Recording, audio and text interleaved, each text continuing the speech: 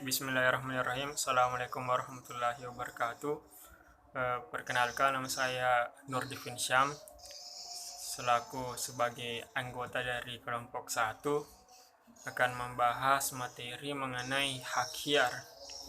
Jadi pertama-tama saya menjadi pemateri pertama akan menjelaskan mengenai pengertian hiar.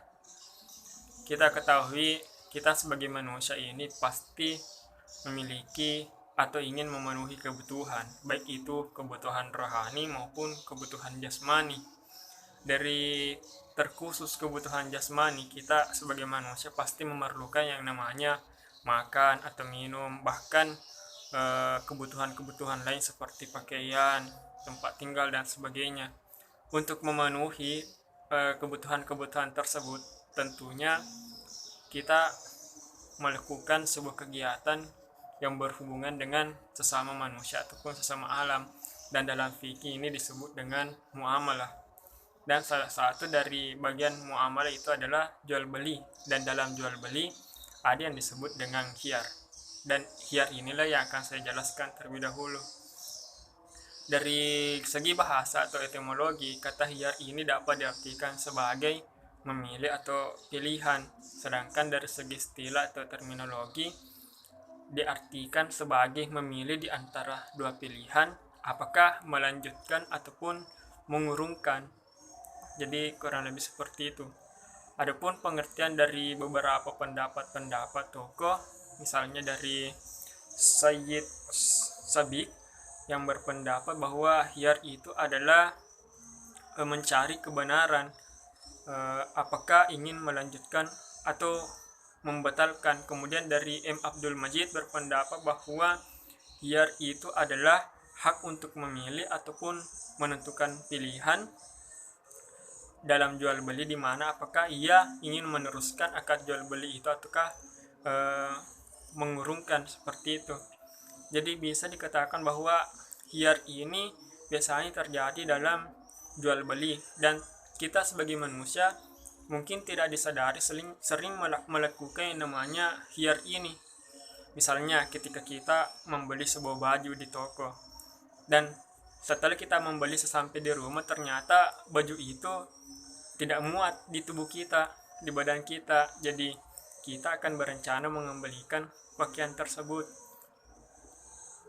Kemudian sebelum dari itu kita telah memang melakukan perjanjian dengan penjual, apakah yang kurang lebih seperti ini, jika baju ini tidak muat di badan bisa dikembalikan. Jadi seperti itulah contoh dari khiyar. Kemudian khiyar ini bisa dikata biasa terjadi pada transaksi perdata, khususnya transaksi atau kegiatan ekonomi jual beli. Khiyar ini sangat penting karena di mana khiyar ini dapat digunakan untuk memikirkan kemaslahatan kita masing-masing. Dan dari khiyar ini jangan sampai kita selaku pembeli atau penjual merasa dirugikan ataupun merasa tertipu. Jadi penjelasan saya mengenai khiyar kurang lebih seperti ini, akan dilanjutkan oleh pemateri selanjutnya. Assalamualaikum warahmatullahi wabarakatuh. Assalamualaikum warahmatullahi wabarakatuh. Terima kasih atas kesempatan yang diberikan kepada saya. Perkenalkan, nama saya Sri Yulianti selaku pemateri kedua. Langsung saja saya akan menjelaskan materi kedua mengenai syarat, fungsi, dan dasar hukum khiyar. Pertama kita mengetahui syarat khiyar. Itu ada pendapat ulama tentang syarat khiyar, dalam orang yang menjual terhadap dirinya sendiri. Itu Imam Syafi'i berpendapat, yang pertama, kepemilikan mabi masih ditangguhkan. Yang kedua, berpindah kepemilikan dan jatuhnya khiyar. Dan yang ketiga, kepemilikan bisa berpindah dalam terjadinya akad. Dan yang keempat, yaitu waktunya harus 3 hari. Dan syarat-syarat tersebut, dalam syarat-syaratnya yaitu barang yang dikhiyarkan harus jelas. Yang kedua itu barang yang dikhiyarkan harus ditentukan harganya. Dan yang ketiga, pembeli harus melihat barang yang dikhiyarkan. Dan yang kedua itu fungsi khiyar. Fungsi khiyar seperti Itu fungsi kias seperti kedua orang yang berjual beli dapat memikirkan terlebih dahulu dampak apa saja yang terjadi bagi mereka masing-masing, dan demikian pula demikian pula di antara kedua belah pihak yang tidak akan terjadi penyesalan di belakang karena adanya penipuan, kesalahan, dan paksaan. Dan yang ketiga yaitu dasar hukum kiar. Dasar hukum kiar ini ada 3. Yang pertama yaitu menurut Al-Quran, menurut Al-Hadis, dan menurut Al-Ijma. Yaitu menurut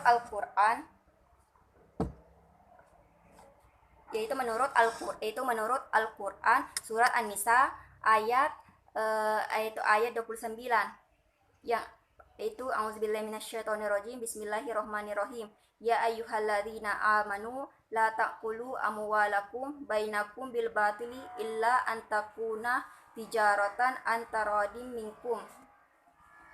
Yang artinya, hai orang-orang yang beriman, janganlah kalian saling memakan harta sesamamu dengan jalan yang batil, kecuali dengan jalan perniagaan berlaku dengan suka sama suka di antara kamu.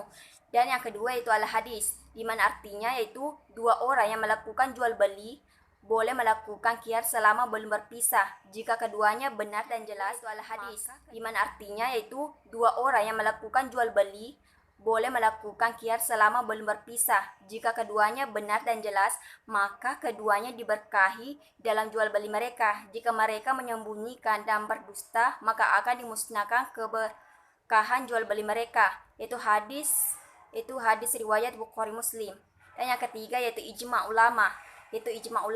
Itu dalam status kiar dalam pandangan ulama fikih adalah disyaratkan atau dibolehkan karena suatu keperluan yang mendesak dalam mempertimbangkan kemaslahatan masing-masing, yaitu pihak yang melakukan transaksi. Itulah pemaparan dari saya. Sekian dan terima kasih. Wassalamualaikum warahmatullahi wabarakatuh. Assalamualaikum warahmatullahi wabarakatuh.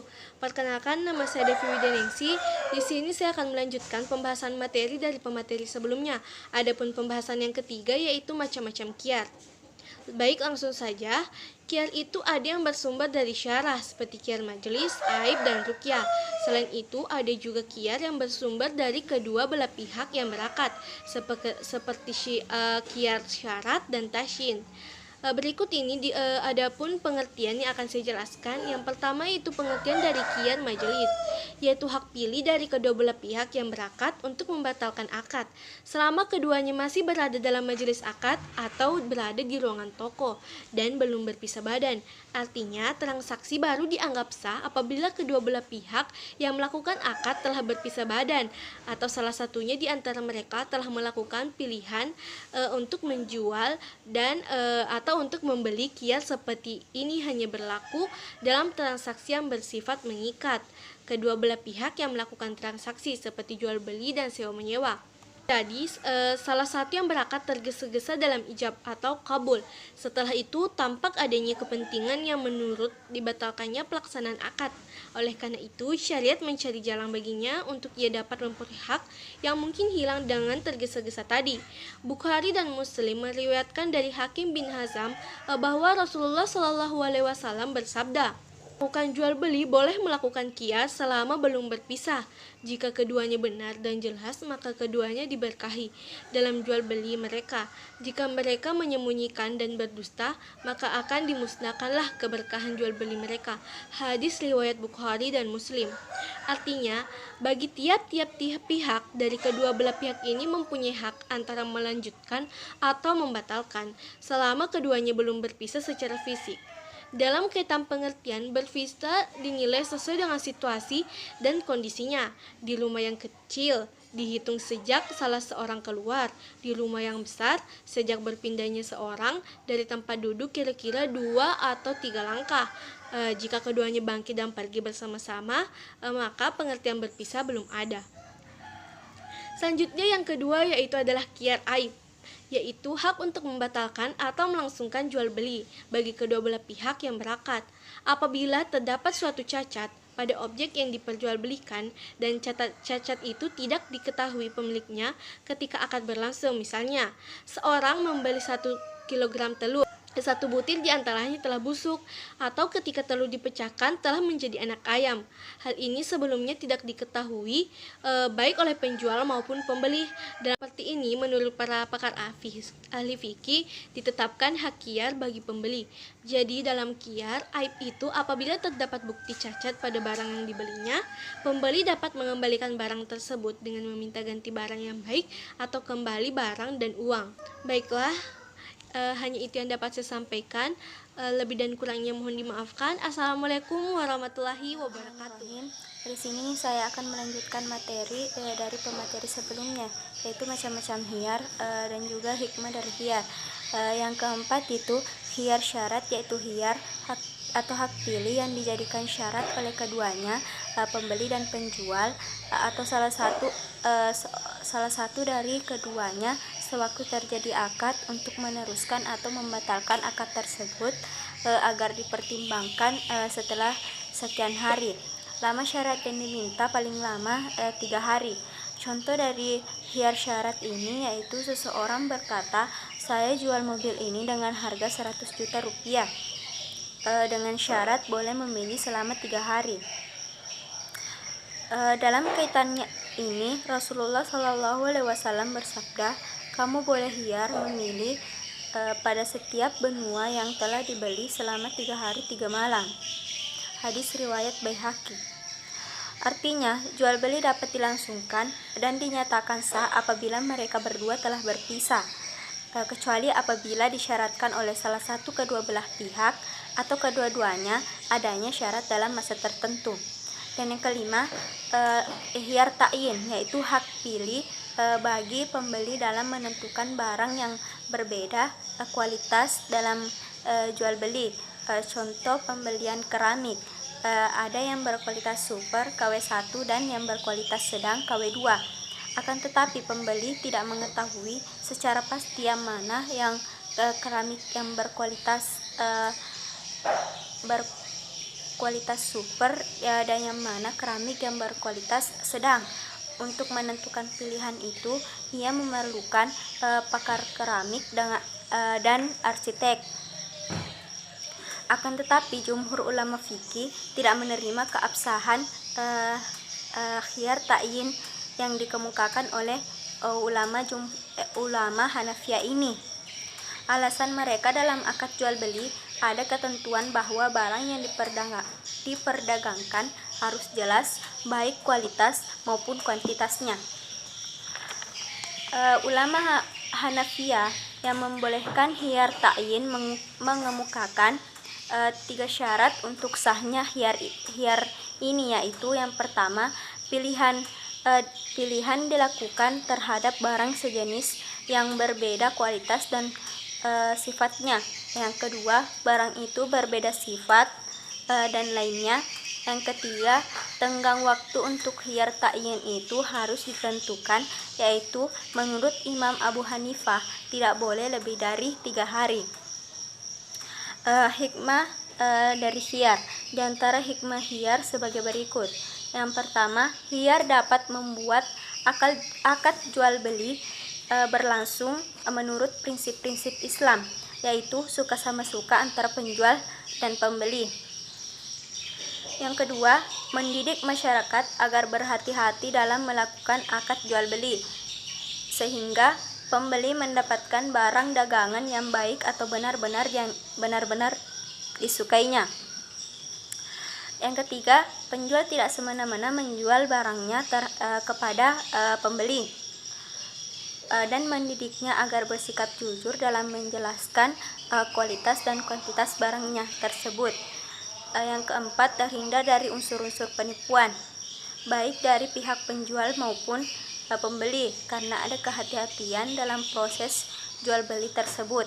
Dan yang terakhir yaitu khiyar dapat memelihara hubungan baik dan terjalinnya cinta kasih antar sesama. Adapun ketidakjujuran ataupun kecurangan pada akhirnya akan berakhir dengan penyesalan.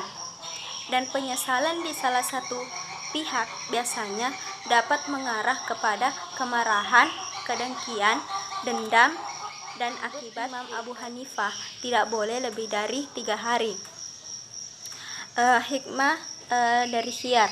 Di antara hikmah khiyar sebagai berikut. Yang pertama, khiyar dapat membuat akad jual beli berlangsung menurut prinsip-prinsip Islam, yaitu suka sama suka antara penjual dan pembeli. Yang kedua, mendidik masyarakat agar berhati-hati dalam melakukan akad jual beli, sehingga pembeli mendapatkan barang dagangan yang baik atau benar-benar disukainya. Yang ketiga, penjual tidak semena-mena menjual barangnya kepada pembeli dan mendidiknya agar bersikap jujur dalam menjelaskan kualitas dan kuantitas barangnya tersebut. Yang keempat, terhindar dari unsur-unsur penipuan, baik dari pihak penjual maupun pembeli, karena ada kehati-hatian dalam proses jual beli tersebut. Dan yang terakhir yaitu khiyar dapat memelihara hubungan baik dan terjalinnya cinta kasih antar sesama. Adapun ketidakjujuran ataupun kecurangan pada akhirnya akan berakhir dengan penyesalan. Dan penyesalan di salah satu pihak biasanya dapat mengarah kepada kemarahan, kedengkian, dendam, dan akibat buruk lainnya. Kurang lebih seperti itulah pemaparan dari kelompok kami. Lebih dan kurangnya mohon dimaafkan. Mudah-mudahan kita selalu diberi kesehatan oleh Allah Subhanahu wa taala. Sekian, Allahul muwaffiq ila aqwamit thoriq. Assalamualaikum warahmatullahi wabarakatuh.